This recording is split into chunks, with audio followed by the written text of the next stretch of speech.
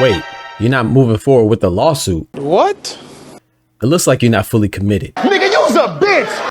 It looks like you're caving under pressure. Nigga, you's a bitch! It looks like you're not standing on business. Nigga, you's a bitch! And you know, from how I see it, you're supposed to check Ryan Garcia's chin and his pockets. Get that nigga out the car, man. Get that bitch out the car. Fuck up. Get up. Come on, man, let's do this. Everything. Your sneakers too. Man. You talking about Calvin? Get off the block. But before we react impulsively, let's take a step back and analyze the situation objectively. To be fair, in order for Devin Haney to prioritize a rematch, that whole situation is probably dependent on a few contingencies. You know, so let's describe and analyze and review some of those potential contingencies in this video. If I tell you I'm good, probably you will say I'm boasting. But if I tell you I'm no good, you know one line. Yo, what's good, BTF? Boxing Talk family. It's your boy DBT, Dr. Boxing Talk, back for another YouTube video. Banger, man. Yes, sir. Yes, ma'am. I know what time it is. The doctor's in the house, man. So check this out. We have some news that I discussed yesterday in the live stream. If you missed it, come through, man. We kick it and we go through things more in depth, you know. But it was announced yesterday that Devin Haney and Ryan Garcia will have their long awaited, much anticipated rematch in the near future, right?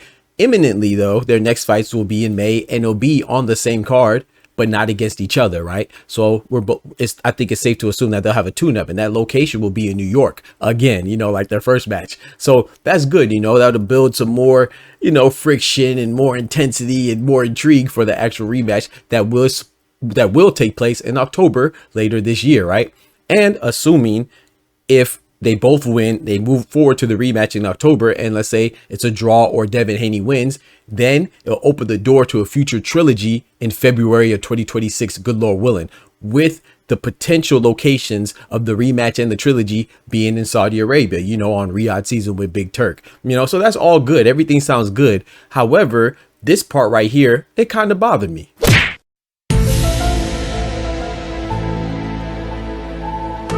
Yeah, so you see from reports, in order for them to have the rematch, you know, they have to pause No Diddy. the lawsuit, you know what I'm saying? Not pause it like No Diddy, but just pause it literally for 90 days, for 3 months, in order to have this rematch. Now, my immediate reaction was like, hold on, man. I thought Devin Haney was committed to going forward with this to punish and reprimand all perpetrators when it comes to cheating in boxing, you know, for the overall betterment of boxing. And in my opinion, whether you like the lawsuit, you dislike the lawsuit, you like Ryan Garcia, you dislike Ryan Garcia, you like Devin Haney, or you dislike Devin Haney, if you like boxing, I think that you should be on board with all people that cheat, you know, all PED users, all steroid users, whether it's Conor Ben, Ryan Garcia, or Dennis McCann, or whoever else was recently failed to test and found to be a dirty athlete. We do not let people who are on the juice discuss real athletes. That's all.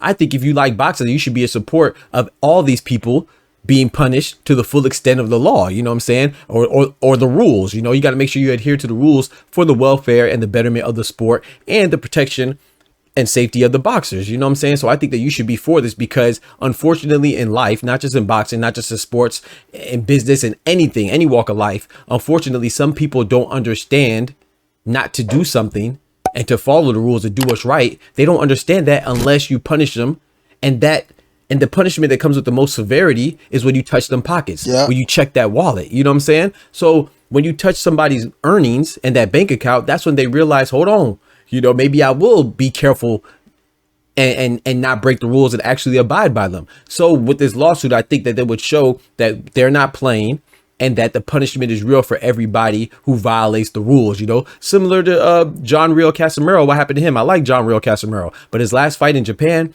against Saul Sanchez at 122 bantamweight, he came in, super bantamweight 122, he came in at 123. And he knocked out Saul Sanchez. He came in 1 pound overweight. The JBC didn't have some big old drama. They didn't have some type of a parade or go and reference the court of public opinion to see what people thought about the situation. No, they banned him immediately for a whole year. Damn.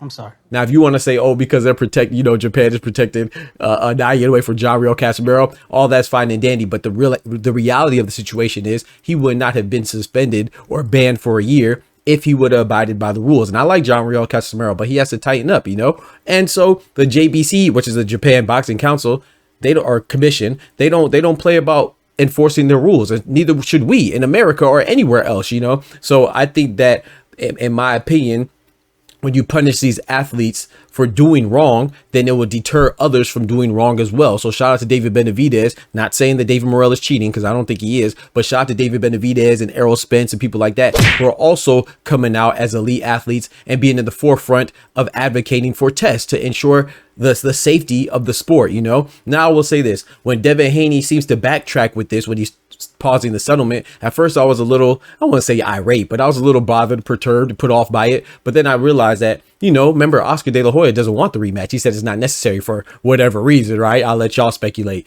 but he doesn't want the rematch, and maybe there's some pushback. So in order to have it, Devin Haney, of course, no coincidence, Golden Boy Promotions and Oscar De La Hoya are involved in the lawsuit as well. Devin Haney may have to pause or drop the settlement in order to move forward with the rematch, you know. So I think the good thing is that Devin Haney is prioritizing the rematch, and he's prioritizing getting his revenge as opposed to prioritizing his money. I think that he should do both, but maybe Big Turk is like, hold on, we won't be able to have the fight unless you at least pause or put the lawsuit to the side in order for me to help facilitate this much anticipated battle and rematch, you know. So that's a possibility. Also too, when you're going through court proceedings, sometimes the courts, depending on where it's at, will also say, hey, you can't even come into within a certain proximity of the person that you're filing a lawsuit against. So that's a possibility as well. Maybe they could not work together, even though, you know, because when boxers fight each other, they're working together.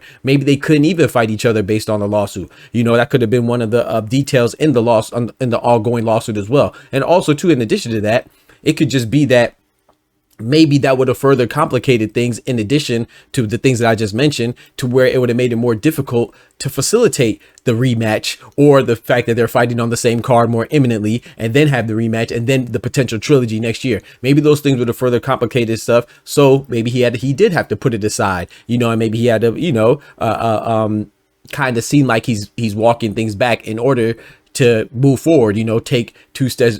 Sometimes you got to take 1 step back to take 2 steps forward. You know how that saying goes, or 2 steps back to 1 step forward, and that 1 step be significant. You know how it goes, something like that. But like I said, man, there's very few things that real brothers like myself and you all dislike more than a flip-flopper. So you got to make sure that you're standing on business, Devin Haney.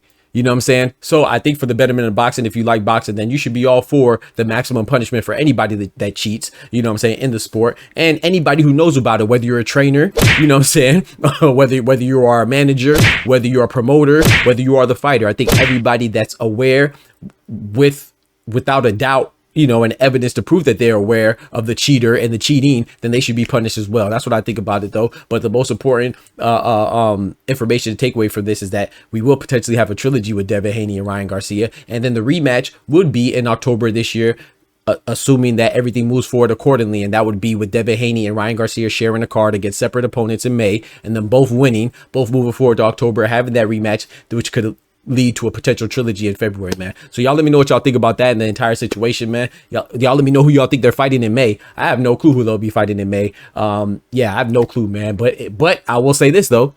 According to reports, the rematch and the trilogy will be at 147 as well. So it could get interesting, man. Y'all let me know what y'all think about all that information I just dropped on y'all. Don't forget to smack that like button. But most importantly, remember, with God, we do anything. Without God, we are nothing. The doctor's out. Peace. From the hood to college, both worlds they had to meet. 6 degrees between us, so cold we're about to freeze. But we're Florida boys, hot takes, we bring the heat. We're moving the culture, the engineers to the streets.